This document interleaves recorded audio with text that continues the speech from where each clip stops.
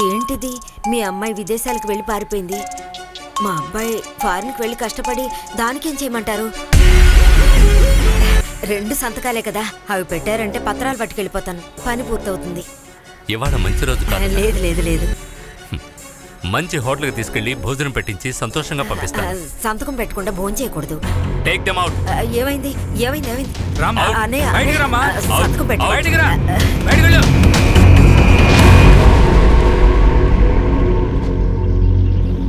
ఏమైంది? Please tell me.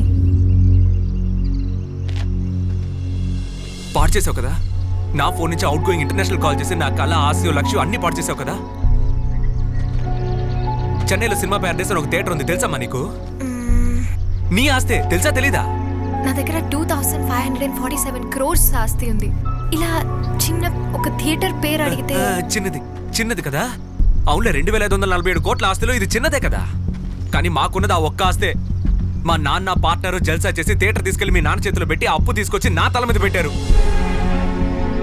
నేను మా అమ్మకి బామ్మకి ఒట్టేసి వచ్చాను, థియేటర్ని ఎలాగైనా తిరిగి సాధిస్తాను అని. చెన్నైకి వచ్చి ఒక డాన్ గా ఫామ్ అయ్యాక నాకు వచ్చిన ఫస్ట్ కేసు ఏంటో తెలుసా నీకు? ఒక మిస్సీ అంటే తన డాగ్ కనిపించట్లేదని కంప్లైంట్ ఇచ్చింది. ఒక డాన్ కు వచ్చిన ఫస్ట్ అసైన్మెంట్ ఒక డాగ్. కుక్క అదే ఈ డబ్బునోళ్ళ ఇంట్లో ఉంటుంది, తెల్లగా, దానికి బొచ్చుగా ఉంటుంది, మన కాళ్ళ చుట్టూ తిరుగుతుంది. మీరు కూడా బెడ్ లో కౌగులించుకొని పడుకుంటారే, అదే పామరయ్యే. ఆ కుక్క కనిపించట్లేదని కంప్లైంట్. ఏంట్రా ఈ జుంగా తలరాత అని చెప్పి దాన్ని అవాయిడ్ చేయకుండా ఆ కేసును కూడా సీరియస్ గా తీసుకుని దాన్ని ఎత్తుకొద్దాం అనుకుంటే మా వాళ్ళంతా అన్న ఆటోలో ఎత్తుకొద్దాం అన్నారు. ఆటోలో వెళ్తే ఖర్చు అవుతుందని ఒక సైకిల్ వెళ్ళి దాని ఇంటి ముందు నుంచున్నా. అది ఎద్దులాగా దాదాపు 120 కిలోలు ఉంది. సరేలే అని దాన్ని ఎత్తుకొచ్చి సైకిల్ మీద కూర్చోబెడితే సైకిల్ కదలలేదు, అది కదలలేదు. సరే దాన్ని నెత్తి మీద పెట్టుకొని ఒక ఏరియా నుంచి ఇంకో ఏరియాకి 27 కిలోమీటర్లు అలా ఎత్తుకొచ్చాను.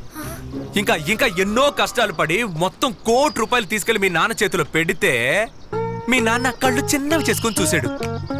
అయినా మాకు ఇచ్చేస్తే ఏమవుతుంది? మీకు 2500 కోట్ల ఆస్తుందిగా, ఇస్తే మీ సొమ్మైనా తగ్గిపోతుందా? ₹400 కుమార్ షర్టు డిస్కౌంట్ లో ₹400 రిజిస్ట్రేషన్ అవబోతుందన్న సంతోషంలో కొత్త షర్టు కొనుక్కొని వేసుకొని వెళ్తే ఒక హిందీ సెక్యూరిటీ మీ ఇంట్లో నా షర్టు చించేశాడు. నేను వాడి నోరు చించేశా. ఆ రోజు ఒకటి అర్థమైంది, మనకి సొంతమైంది ఒకటి చేతిలో ఉంటే వాడికి సొంతమైన దాన్ని మనం ఎత్తుకొస్తేనే మనకి సొంతమైంది వాడు మనకి ఇస్తాడు అని. అర్థమైందా నీకు? అర్థమైందా? నీకు అర్థం కాదులే. అప్పుడు నేను ఫోన్ చేసి మేనేజర్తో నువ్వు ఎక్కడున్నావు ఎంక్వైరీ చేశా. ప్యారిస్ లో అన్నాడు. నేను టక్కును బయలుదేరి ప్యారిస్కి వెళ్ళిపోయా. వాడు ఈ ప్యారిస్ కాదు ఆ ప్యారిస్ అన్నాడు. ఈ ప్యారిస్ కంటే ఆ ప్యారిస్ లో ఎంత ఖర్చో తెలుసా? ఎకనామిక్ క్లాస్ లో 8 ఫ్లైట్లు మారెళ్తే రేటు తక్కువ అన్నారు. తమ్ముడు నేను ఎన్ని ఫ్లైట్లైనా మారుతాను, నువ్వు రేటు తగ్గిస్తావు అని అడిగితే లేదు సార్ ఇదే మాక్సిమం అన్నాడు. అలా ఎన్నో కష్టాలు పడి డబ్బు ఖర్చు పెట్టి నీ ముందు వచ్చి నిలబడితే నువ్వు నా ముందు ఎలా నిలబడ్డావో తెలుసా? ఎలాగని అడుగు. ఎలాగా?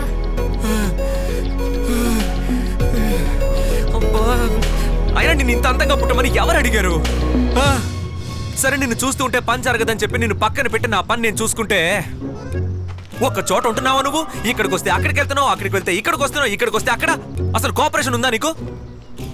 Nonsense, stupid nonsense. ఇలా చూడు, ఎవరికైనా నిన్ను చూడగానే నచ్చుతావు, నాకు నచ్చవా నువ్వు? సరేలే, ఎలాగోలా నిన్ను ఎత్తుకెళ్దామని నేను ప్లాన్ చేస్తే ఇంకొకడు వచ్చి ఎత్తుకెళ్ళిపోయాడు.